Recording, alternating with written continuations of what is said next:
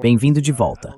Hoje a gente recebe novamente o Larry Johnson, ex-analista da CIA, ex-funcionário do Escritório de Contra-Terrorismo do Departamento de Estado dos Estados Unidos e também escritor no site Sonar 21. Eu vou deixar o link da publicação na descrição. Obrigado, Larry. É sempre ótimo te ver. Oi, Jacqueline. Eu também gosto muito quando a gente tem a chance de conversar. Bom, eu queria falar com você sobre a guerra no Irã, porque parece que... Bom, eu não sei bem como dividir essa guerra em diferentes categorias, mas pelo menos não parece que ela vai seguir o mesmo caminho das duas rodadas anteriores.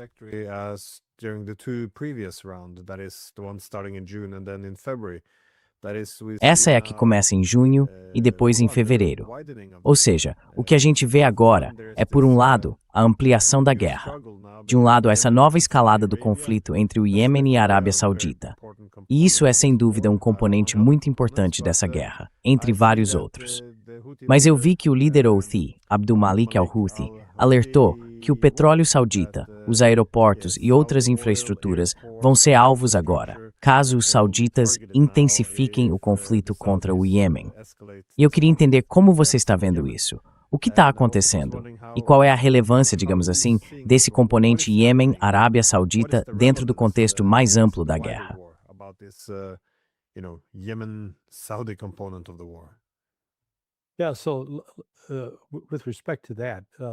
Então, sobre isso, no começo, quando aconteceu o ataque no aeroporto de Sanaa, na segunda-feira, o governo oficial do Iêmen, que está em guerra civil com os Houthis há uns 10, 11 anos, assumiu a autoria. Mas depois, 2 funcionários dos Estados Unidos, acho que falando com o Axios, disseram que não, que na verdade foram sauditas. E os Houthis não perderam tempo para revidar, atacando um aeroporto saudita logo do outro lado da fronteira, no sudoeste da Arábia Saudita. Agora, é preciso dar um passo para trás e perguntar, se foram mesmo os sauditas, o que eles estão pensando? Porque do ponto de vista estratégico, neste momento, a Arábia Saudita praticamente não está conseguindo escoar petróleo nenhum pelo Golfo Pérsico.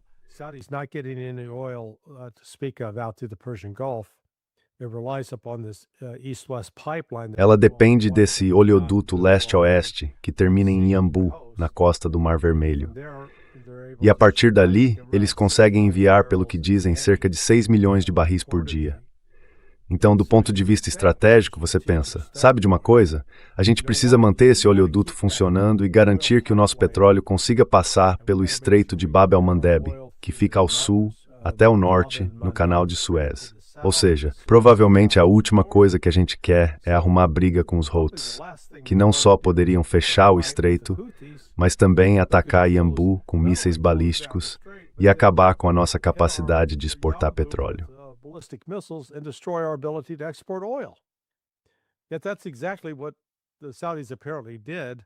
Mas foi exatamente isso que, ao que tudo indica, os sauditas fizeram. E aí, em menos de 24 horas, parece que recuaram. Agora, o próprio Irã fez um alerta bem duro na semana passada, dizendo que se os Estados Unidos retomassem esses ataques contra o Irã, eles não só fechariam o Estreito de Hormuz, mas também poderiam tentar fechar o Estreito de Bab el-Mandeb, usando os Houthis como intermediários. Disseram ainda que reconsiderariam a sua doutrina nuclear e que se retirariam do TNP. Bom, se você sai do TNP, o que significa reconsiderar a doutrina nuclear? A doutrina atual é nada de armas nucleares. Reconsiderar quer dizer vamos atrás de armas nucleares. Reconsider means we're going to go for nukes. Então, olha, é aí que eu acho que a situação está agora. O parlamento, o Majlis, vai voltar às sessões na terça-feira. E eles já deixaram bem claro que não estão dispostos a negociar com os Estados Unidos, nem a fazer qualquer concessão.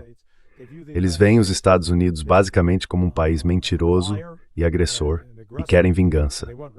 E isso parece ser a posição da maioria dos representantes no Majlis. Então a resposta dos Estados Unidos a tudo isso foi retomar a guerra, começar a atacar o Irã com a desculpa de que o Irã estava interferindo com navios que tentavam sair do Estreito de Hormuz.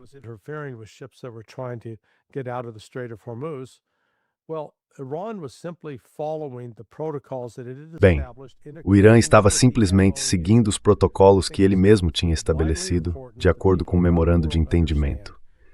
Eu acho que é fundamental que as pessoas no mundo todo entendam que o parágrafo 5 desse memorando dava ao Irã a única autoridade, não mencionava os Estados Unidos, nem Omã, nem nenhum outro país do Golfo. Ou seja, apenas o Irã tinha a responsabilidade de garantir a passagem segura dos navios pelo Estreito de Hormuz. E junto com isso, o Irã criou e organizou a autoridade do Estreito do Golfo Pérsico e definiu os protocolos que os navios devem seguir. Informar o nome do capitão, o nome do navio, o proprietário, o destino da carga e os nomes e nacionalidades dos tripulantes a bordo. Envie essas informações com antecedência e você pode seguir viagem.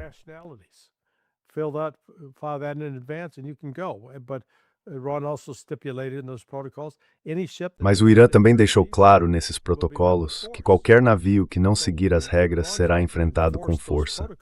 Então, quando o Irã tentou fazer valer esses protocolos, os Estados Unidos decidiram por conta própria dizer não, nós não vamos permitir isso, e atacaram o Irã, o que foi uma violação do parágrafo 1 do memorando de entendimento. Aí o Irã respondeu: agora os Estados Unidos estão numa situação complicada, porque já declararam que estão atacando alvos ao longo de todo o Golfo Pérsico, no Estreito de Hormuz. É um trecho de mais ou menos 200 milhas de costa, que vai do norte da ilha de Qeshm, de Bandar e Ghanim, acho que é esse o nome, até o sul em Sirik. E o problema que os Estados Unidos enfrentam é que o Irã não tem só 5, 6, 10 ou 20 pontos de lançamento de mísseis ao longo dessa área. Launch sites for missiles along that. They've got more than 1,000. Eles têm mais de 1.000. Pensa bem, numa costa de mais de 200 milhas, se você colocar 10 lançadores de mísseis por milha e espalhar isso ao longo de toda a faixa, já dá 2.000. Então os Estados Unidos estão tentando destruir esses alvos. E com o quê? O único míssil que pode ser lançado de um HIMARS, lá do Bahrein, em direção a Bandar Abbas, é o chamado Precision Strike Missile, o PRSM. Ele tem alcance de apenas 500 milhas e a Lockheed construiu menos de 60 deles. Ou seja, praticamente nada. O estoque é muito limitado. Aí eles acabam dependendo dos JASSMs, dos Tomahawks e dos mísseis HARM. A gente sabe com certeza que há grandes limitações tanto nos JASSMs quanto nos Tomahawks. Sobre os HARMs eu não tenho certeza, mas suspeito que a situação não é muito melhor. I'm not sure about the harms, but I suspect it's not any better with that. So here's the United States day after day launching these. Então veja só, os Estados Unidos, dia após dia, estão lançando ataques com mísseis e bombas contra vários alvos iranianos, alvos que o Irã consegue reparar com facilidade. E o Irã, por sua vez, agora está reagindo e precisa atacar apenas 10 bases. Eles atacam as 2 bases aéreas na Jordânia, que são os principais locais de onde partem as operações aéreas dos Estados Unidos. E, na verdade, esses locais foram atingidos tantas vezes que havia lá um drone de 250 milhões de dólares, chamado Triton. Ele já foi retirado e levado para o Lago Chipre porque ficou perigoso demais.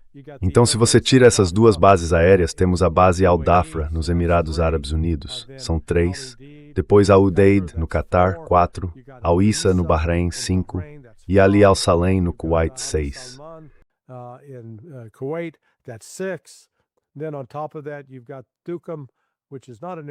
Além disso, tem Duqm, que não é uma base aérea, mas sim um porto de abastecimento logístico da Marinha em Omã. Depois tem a base do Exército. Tem também o quartel-general da 5ª Frota, no Bahrein, a base do Exército no Kuwait, de onde já foram lançados mísseis, e ainda uma refinaria nos Emirados Árabes Unidos, que é essencial para o fornecimento de combustível de aviação. Tudo o que o Irã precisa fazer é se manter firme. Não precisa escolher 50 ou 100 alvos. 10 alvos, só 10. Continuar atacando repetidamente até o ponto em que essas bases não possam mais ser ocupadas por nenhum pessoal. Que deixem de ter qualquer capacidade de representar uma ameaça ao Irã. E na prática, isso acaba forçando os Estados Unidos a sair do Golfo Pérsico. É isso que está acontecendo.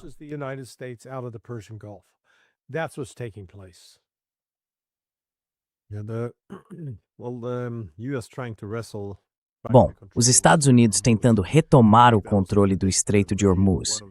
Eu acho que era previsível que isso seria um dos principais fatores que poderiam enfraquecer ou até destruir o memorando de entendimento. Ou seja, a ideia de que os Estados Unidos aceitariam não só perder o controle do estreito, mas vê-lo sob controle iraniano. De novo, acho que isso também ficou claro em algumas das idas e vindas com o Trump. Quando ele disse que ia cobrar uma taxa de 20% de todos os navios que passassem pelo Estreito de Hormuz. Depois ele percebeu que isso poderia, na verdade, legitimar o que o Irã estava fazendo, e acabou voltando atrás. Claro, o estreito fica em águas iranianas, então o Irã teria pelo menos algum direito de cobrar uma taxa pelos serviços que presta, diferente dos Estados Unidos, que estão do outro lado do planeta. Mas em relação aos alvos, você explicou bem, há um número limitado de bases que os iranianos estão atacando agora.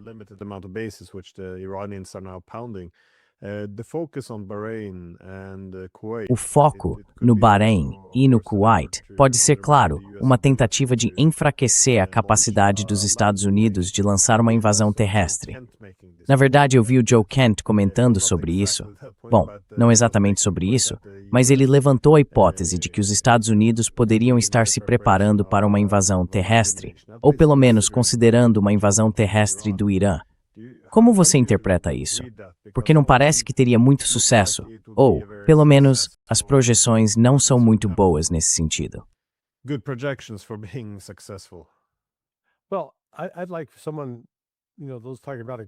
Olha, eu queria que alguém, sabe, esses que falam sobre uma operação terrestre, me explicasse como é que você coloca soldados ou fuzileiros navais americanos em terra.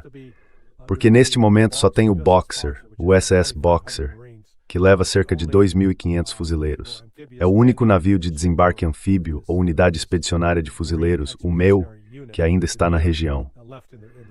A outra unidade de fuzileiros que estava lá, pelo que entendi, já se retirou. Isso segundo o Open Source Defender, então é informação pública. Então como é que eles chegam lá? Um desembarque anfíbio em Chabahar? Como é que você mantém isso? Primeiro é preciso aproximar os navios o bastante para descarregar os fuzileiros. E todos esses não são barquinhos pequenos, não.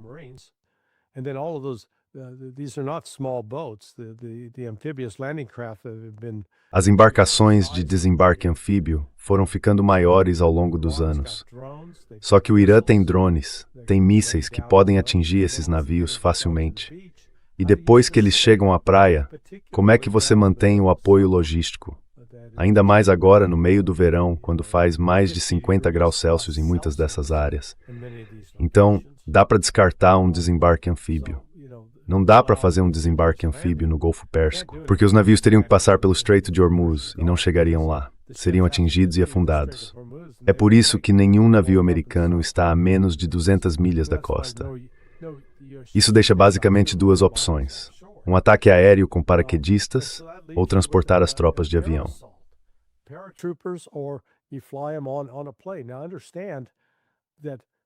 Olha, entenda o seguinte, não é como se você colocasse 1.000 soldados num avião. Um C-130 leva 92 soldados totalmente equipados para combate. Um C-17, mesmo sendo uma aeronave bem maior, leva 126 soldados de combate totalmente carregados. Então você vai precisar de quantos? Quantos militares vai colocar em solo? E depois que eles estiverem lá, como é que você vai reabastecer essas tropas? Na última vez que fizemos uma invasão, uma operação terrestre no Oriente Médio, lá em 2003, os Estados Unidos levaram mais de 12 meses para reunir uma força de 165.000 soldados no Kuwait e na Arábia Saudita. Naquela época, o exército americano tinha um total de pouco mais de 750.000 militares. Hoje são 452.000. Total U.S. Army was about over 750,000. Today it's 452,000. So it's about half of what it was 20 years ago. Então é mais ou menos metade do que era há 20 anos. E se você tentar montar uma força terrestre grande o bastante para realmente entrar no Irã e tomar controle de território, onde é que você vai reunir essas tropas sem que elas fiquem em risco de serem atingidas por mísseis balísticos e drones? A resposta é em lugar nenhum. Não dá para fazer isso. Então, quer dizer, esse pessoal que fica falando em operação terrestre, e estamos falando de gente que tinha 3 ou 4 estrelas no ombro. Pois é, tinham 3 ou 4 estrelas, mas não tinham um pingo de juízo na cabeça.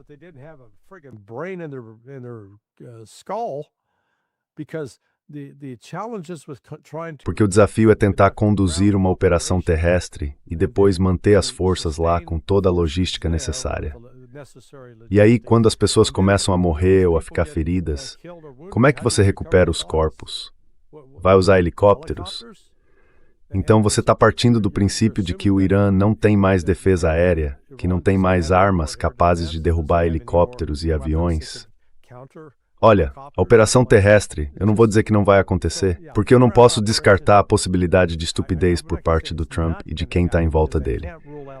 Mas se fizerem isso, vai ser uma missão suicida para quem tiver que executá-la.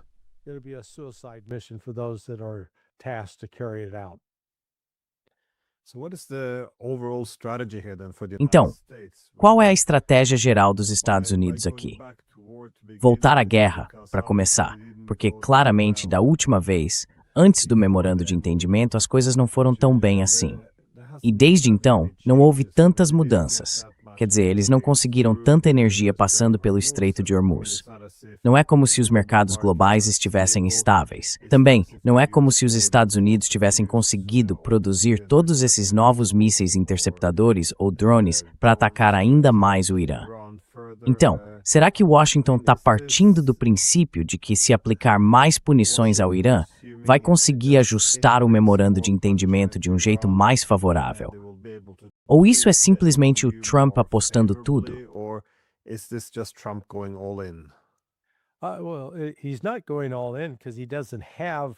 Bom, ele não está indo com tudo porque não tem recursos para isso. Então acho que parte disso se explica pelo fato de ele estar cercado de assessores como Stephen Miller, que não entende absolutamente nada de capacidades ou operações militares. Ele tem opiniões fortes, e eu acho que fica dizendo para o Trump, vai ser fácil, é só fazer isso. Eles acreditam nas próprias mentiras, que o Irã está sob tanta pressão que basta apertar um pouco mais que eles vão ceder, que o país está sofrendo economicamente, que não aguenta a dor e vai implorar por um acordo. Pois bem, já tivemos 2 eventos nos últimos 14, 15 meses.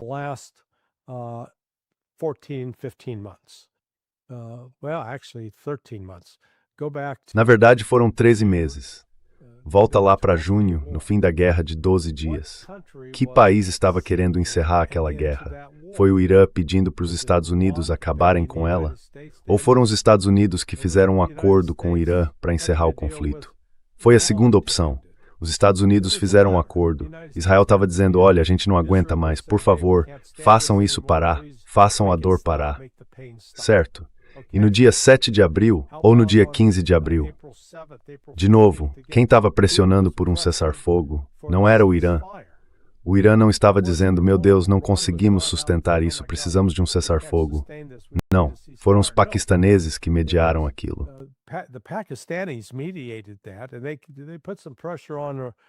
E eles colocaram uma certa pressão sobre o Irã e disseram, vamos lá, os Estados Unidos estão falando sério desta vez. Eles realmente querem fazer um acordo.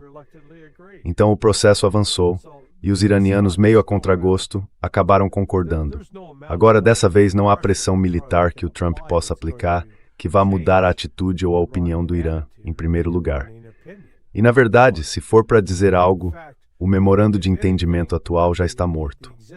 Se houver um novo memorando, ele vai vir com condições como o congelamento de ativos. Algo como, vocês vão entregar 12 bilhões de dólares antes de a gente assinar o memorando para provar que estão agindo de boa fé e que realmente vão liberar os outros 280 bilhões em ativos. Esse é o primeiro ponto.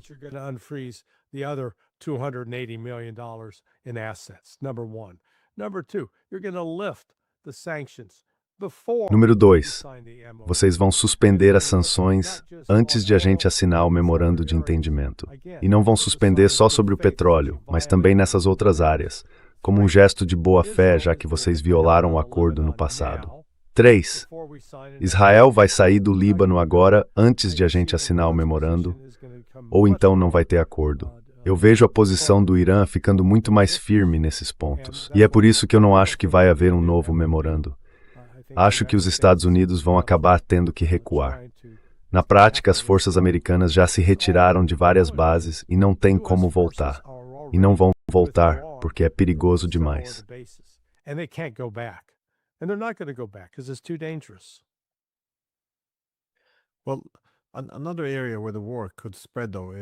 Bom, outra área onde a guerra pode se espalhar é pela região do Iraque e do Kuwait. Há poucas horas eu vi uma mensagem chegando sobre grandes explosões na fronteira entre os dois países. Ontem já tinham saído alguns relatos de tiroteios também ali na fronteira. Como você vê isso se encaixando no quadro geral? Porque, de novo, não é só o conflito entre o Iêmen e a Arábia Saudita. Parece que há também uma possibilidade de novo confronto entre o Iraque e o Kuwait. Quer dizer, muita coisa pode se desdobrar à medida que a escalada aumenta. Mas como você enxerga esse componente da guerra?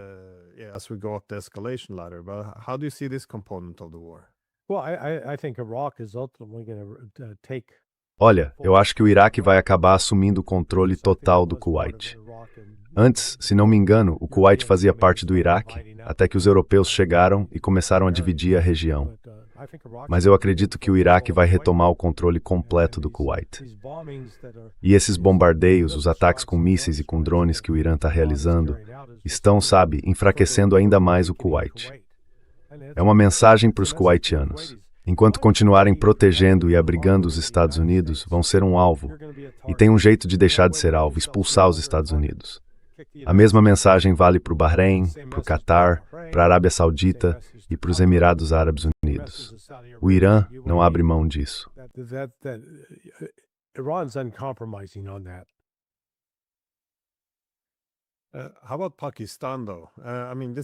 E o Paquistão, hein? Quer dizer, esse é um assunto que a gente já conversou antes. Eu, sinceramente, fiquei um pouco surpreso.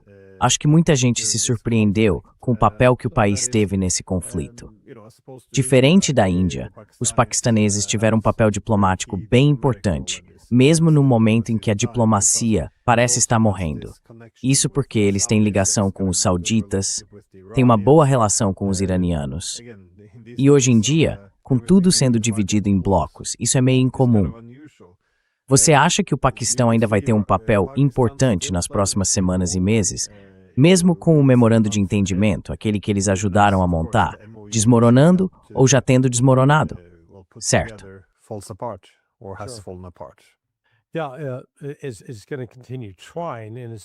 Sim, isso vai continuar tentando, e está fazendo isso a pedido dos chineses.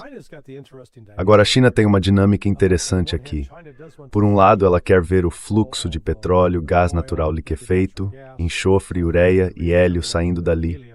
Quer que isso volte a circular. E o hélio, por enquanto, não vai fluir, então podemos tirar isso da equação. Mas o resto, sim, quer que volte a sair pelo Estreito de Hormuz. Por outro lado, os chineses também veem vantagem em deixar os Estados Unidos gastarem seu estoque de mísseis Tomahawk, JASSM e HARM atingindo alvos iranianos. Porque cada um desses mísseis disparados é um míssil a menos que será lançado contra a China quando os Estados Unidos atacarem a China.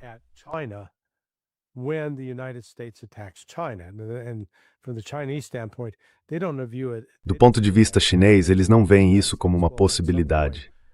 Eles acreditam que os Estados Unidos em algum momento vão atacar a China, e a China está se preparando para isso. Então, de certa forma, os chineses acabam usando o Irã como um intermediário para desgastar a capacidade militar americana. E na prática, é exatamente isso que está acontecendo agora. Já o Paquistão, por meio de Azim Munir, é o principal ator nessa história. Hoje, os paquistaneses teriam emitido algumas ameaças ao Iêmen e ao Irã, dizendo que qualquer ataque à Arábia Saudita seria visto como um ataque ao próprio Paquistão. Se essa não for realmente a posição do Paquistão, acho que eles vão ter menos influência sobre o Irã, porque o Irã, como a gente sabe, enxerga tudo isso como uma ameaça existencial vinda do Ocidente.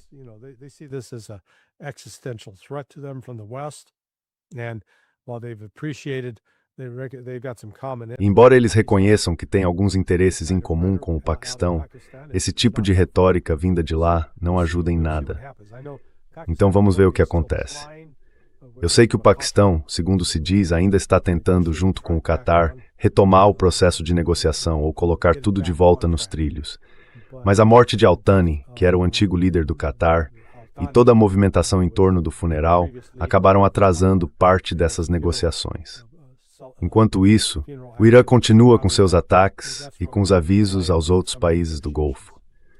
Se vocês não querem ser atacados, não facilitem nem ataques dos Estados contra nós.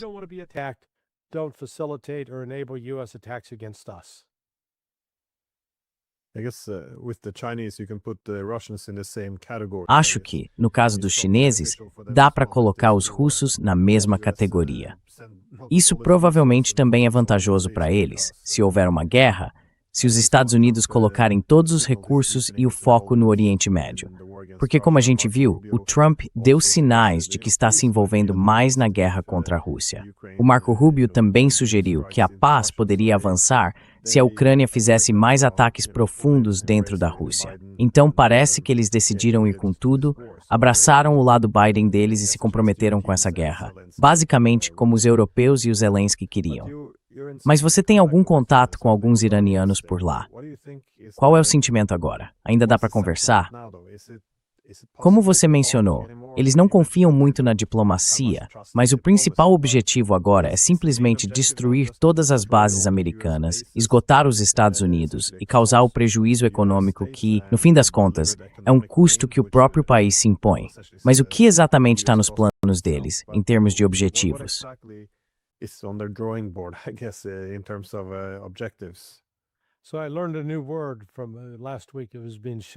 Aprendi uma palavra nova na semana passada. Ela estava sendo gritada nas ruas de Qom. Gritada nas ruas de Mashhad, em Qom. Significa vingança. É isso que o povo iraniano quer. Eles querem vingança. E a última mensagem escrita por Mostafa Khamenei basicamente apoiava isso. Então o Irã não está de bom humor. Não há conciliação entre eles agora, nem mesmo com Calibaf. Sabe, tem havido algumas críticas ao Calibaf por parte da população, acusando de ser brando demais, tolerante demais ao lidar com os Estados Unidos.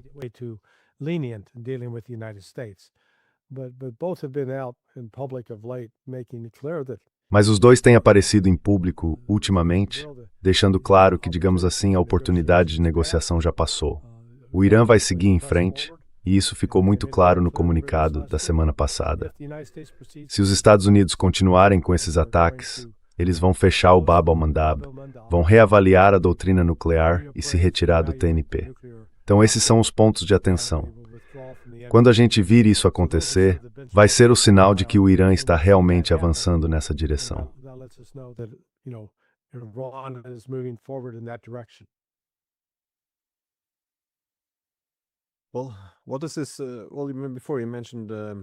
Bom, antes você mencionou outras áreas de escalada, mas você acha que agora os iranianos podem realmente conseguir essa arma nuclear? Porque a minha impressão era que com o Estreito de Hormuz e a capacidade deles de enfrentar os americanos por meios convencionais, isso já seria suficiente. Além disso, se eles são um estado limiar, eles sinalizam que não têm armas nucleares, mas que podem adquiri-las se for necessário. Você acha que, claro, também existe o medo de que uma arma nuclear iraniana possa estimular uma proliferação na região. Você acha que esses motivos seriam suficientes para que o Irã não busque armas nucleares? Ou você tem a impressão de que há uma mudança de clima lá em Teherã?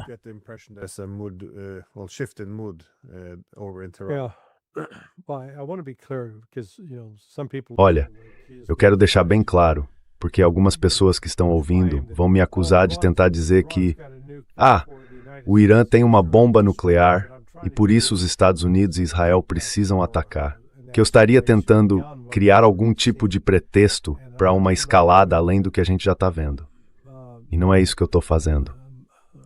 Sabe, o meu querido amigo professor Marandi comentou isso nas conversas dele, e ele vem observando isso nos últimos 3 ou 4 anos. Ele disse que, 4 anos atrás, se você fosse para as ruas, a maioria das pessoas diria algo como: Ali Khamenei está certo, a gente não precisa de uma bomba nuclear.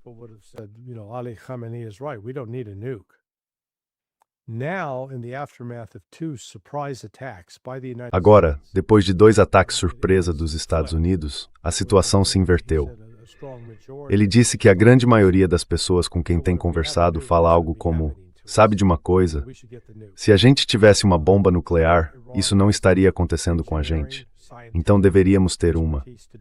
É claro que o Irã tem capacidade técnica e científica para fazer isso, e tem relações com países que possuem armas nucleares, da Coreia do Norte ao Paquistão, da Rússia à China. Embora russos e chineses tenham sido bons defensores da contenção da proliferação, eu acho que o Irã pode argumentar com razão o seguinte: olha, nós tentamos o caminho da não proliferação. E o que ganhamos com isso? Ataques sem restrição e o assassinato dos nossos cidadãos.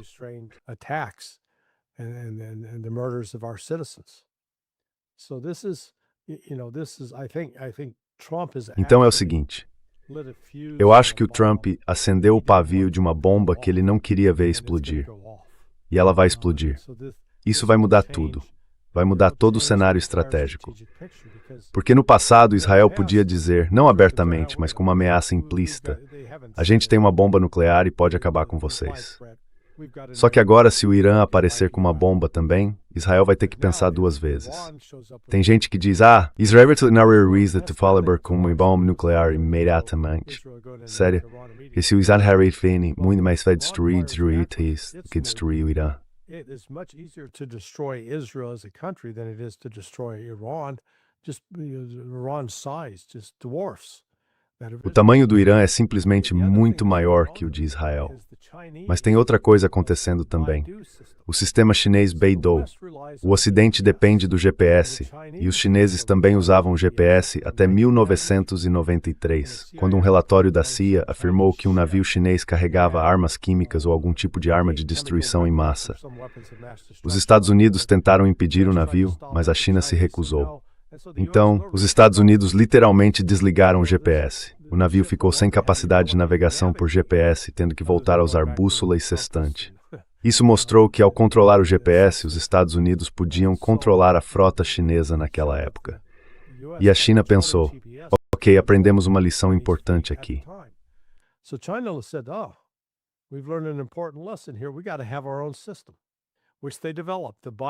A gente precisa ter o nosso próprio sistema, que eles desenvolveram, o Beidou, B-I-D-O-U.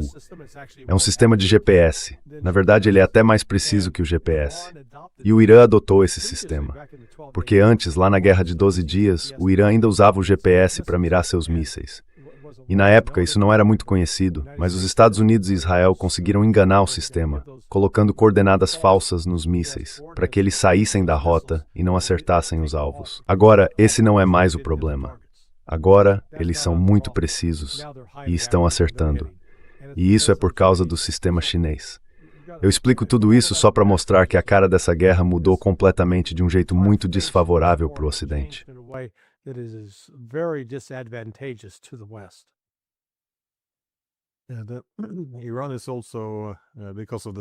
O Irã também é, por causa das sanções, um país importante, em grande parte para a China e para a Rússia trabalharem junto. Isso porque, nos esforços de criar uma arquitetura econômica internacional alternativa, os iranianos já têm experiência em viver sem as tecnologias americanas, sem as indústrias americanas, sem o dólar, sem os bancos dos Estados Unidos, sem os sistemas de pagamento americanos. Então, eles já têm essa experiência. E eu acho que isso também é útil para os russos e para os iranianos, já que eles chegaram à conclusão de que não dá mais para depender de tudo que vem das tecnologias americanas, da moeda, dos bancos e por aí vai.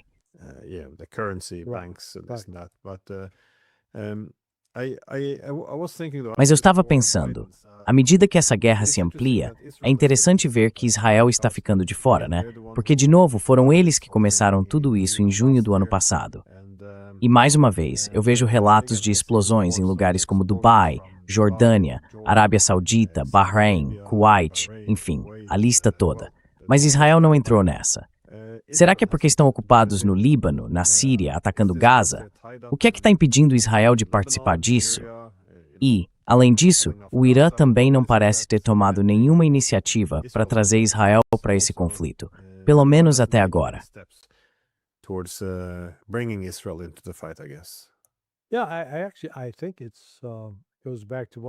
Olha, eu realmente acho que isso volta àquela questão do sistema chinês Beidou, que eu mencionei antes. Durante a Guerra de 12 Dias, Israel conseguiu evitar muita destruição porque conseguiu desviar os mísseis iranianos, já que eles usavam GPS. Agora que o Irã tem o Beidou, Israel não tem defesa contra esses mísseis. Nenhuma. E vale destacar que 2 dias atrás, o ministro dos Transportes de Israel tentou proibir a chegada de mais aviões americanos KC-135, aqueles de reabastecimento aéreo no aeroporto Ben Gurion. Ele queria que eles fossem... E só ontem, pelo que parece, o Netanyahu reverteu essa decisão.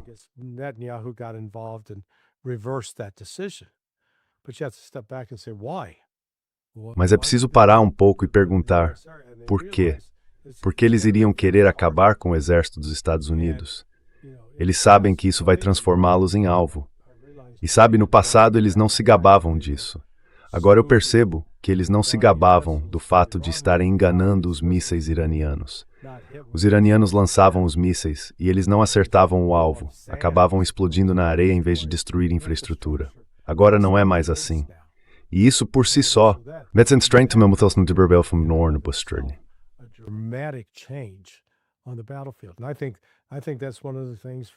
E eu acho que esse é um dos pontos. Israel não quer voltar a uma situação em que fique na mira do Irã, porque neste momento os Estados Unidos não conseguem operar a partir do Bahrein nem do Kuwait com nenhum tipo de lançamento de drones. Essas bases foram destruídas, então basicamente as operações estão limitadas à Jordânia. E isso agora está sendo questionado, o que significa que o próximo passo seria o Irã ou Israel. E se as operações americanas passarem a acontecer em território israelense, o Irã vai atacar essas bases dos Estados Unidos e Israel vai acabar sofrendo as consequências. E eu acho que Israel entende que, apesar de toda a retórica dura, existem limites para o quanto de dano eles conseguem suportar.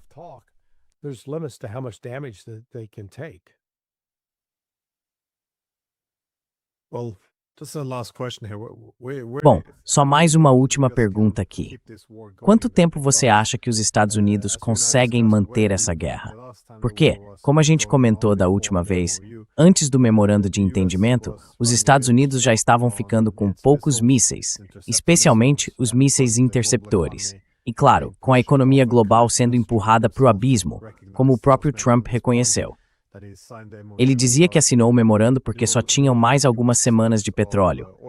Bom, de um certo tipo de petróleo. Mas o que isso significa, afinal?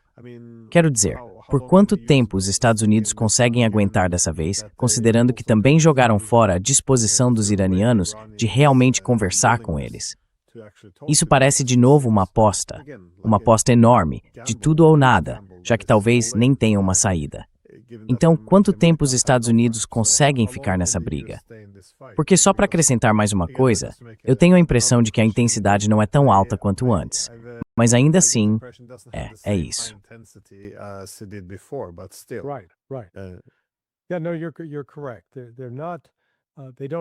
Sim, não, você está certo. Eles não têm, no momento, os meios aéreos na região para conduzir o tipo de operação de combate em grande escala que fizeram nos primeiros 40 dias, de 28 de fevereiro até 7 ou 15 de abril. Mas, de novo, o que isso mostrou é que nesse período de 5 semanas, a capacidade dos Estados Unidos de sustentar aquela guerra estava, digamos assim, chegando ao ponto de exaustão. Porque, mais uma vez, eles já nem estoques inimados de mísseis ataque-MIs. Estoques MSMs, Nimopors, Jacks, Nomims, Nina Harms.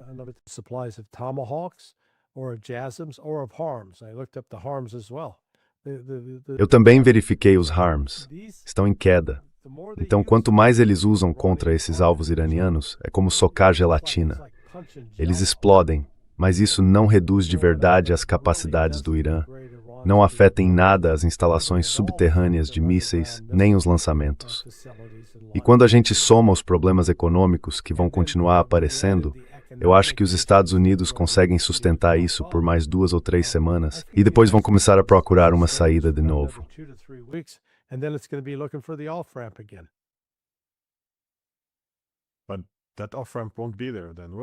Mas essa saída não vai estar disponível, então, vai? Ou talvez até esteja. Mas eu imagino que se os iranianos quiserem conversar, eles vão exigir algum tipo de comprometimento para começar o diálogo.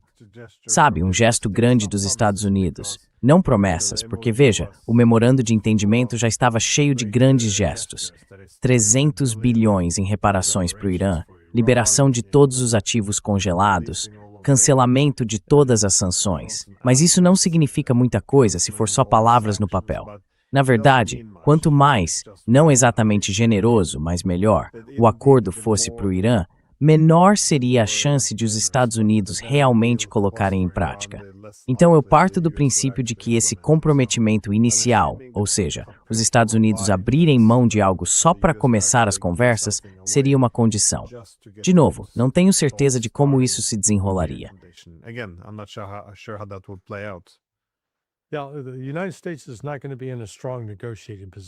Os Estados Unidos não vão estar em uma posição forte de negociação. Esse é o ponto. E por causa disso, talvez tenham que fazer ainda mais concessões ao Irã do que gostariam neste momento. Sempre tem alguma surpresa em agosto. E digamos que até o fim da próxima semana, o Irã anuncie que, diante desses ataques injustificados e da falta de reação do mundo em nos apoiar, não vê outra alternativa a não ser desenvolver uma arma nuclear. Se eles fizerem esse anúncio, isso vai abalar Washington. E aí, claro, vai haver discussões sobre intensificar os ataques. Mas tudo isso vai ser um ato de desespero, porque se os Estados Unidos aumentarem os ataques e o Irã realmente tiver armas nucleares, o Irã pode usá-las. Então, quer dizer, estamos entrando num período muito perigoso e tudo isso fica ainda pior por causa da imprudência de Trump.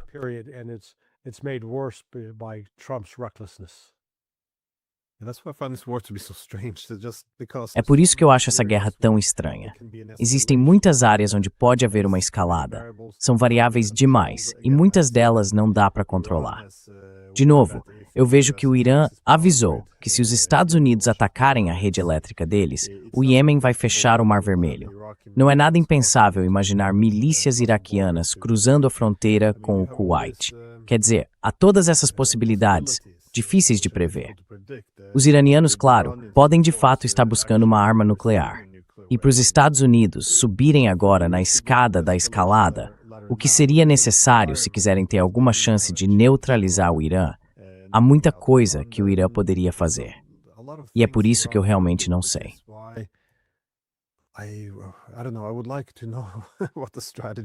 Eu queria entender qual é a estratégia dos Estados Unidos aqui, porque eu não vejo um caminho claro para a vitória. E, sinceramente, ainda não vi nada nesse sentido.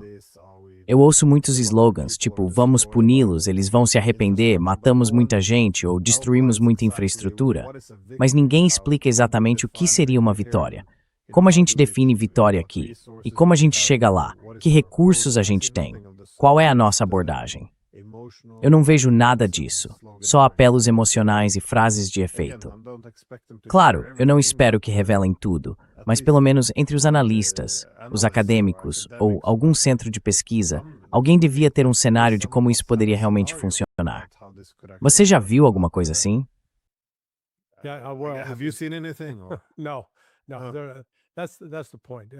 Não, é exatamente esse o ponto. Ninguém pensou nisso direito. A estratégia parte da ideia de que tudo bem, a economia iraniana está arrasada. A gente parte do pressuposto de que a maioria da população vai se levantar e derrubar a República Islâmica, e que a situação econômica é desesperadora.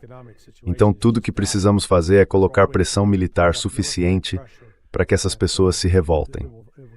Essa é a estratégia deles. Só que essa estratégia fracassou. Fracassou completamente, especialmente na semana passada, quando 45 milhões de iranianos foram às ruas em Qom, Teherã e Mashhad para se despedir do Ayatollah Ali Khamenei e gritar por vingança.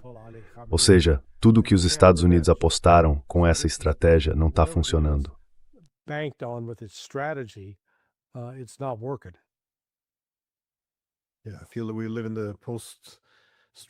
Eu sinto que a gente vive numa era pós-pensamento estratégico. Sabe, é a mesma coisa com a Rússia, aliás.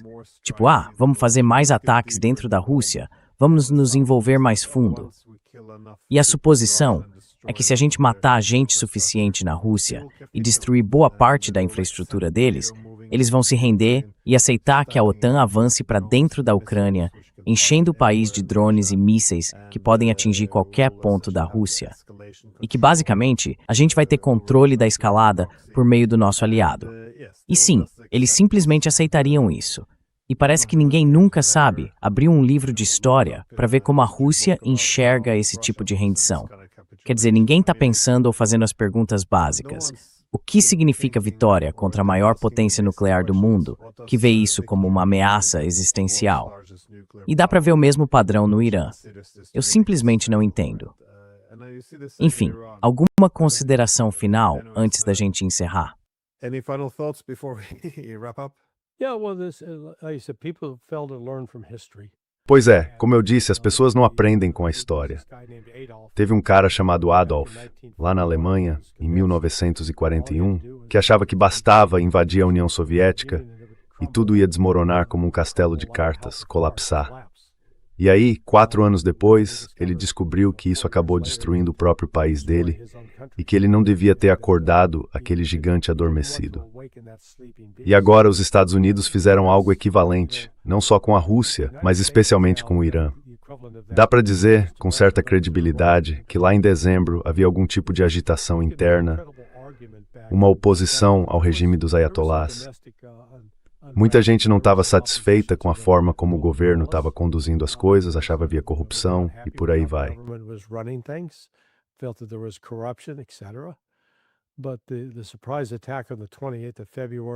Mas o ataque surpresa no dia 28 de fevereiro, o assassinato de Khamenei, o assassinato das meninas em Minab e outros ataques, tudo isso transformou completamente a sociedade iraniana. Agora eles estão unidos no desejo de derrotar o grande Satã.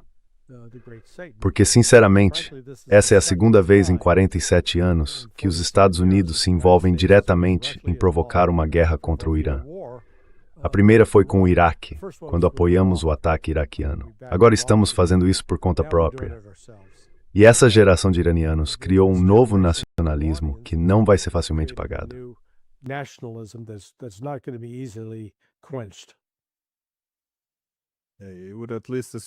Eu imaginaria pelo menos que os alemães teriam lembrado desse capítulo da própria história, mas para não repetir. Mas enfim, lá vamos nós. De qualquer forma, Larry, sempre um prazer. Muito obrigado. Valeu, meu amigo. Valeu, Glenn. A gente se vê mais tarde. Tchau.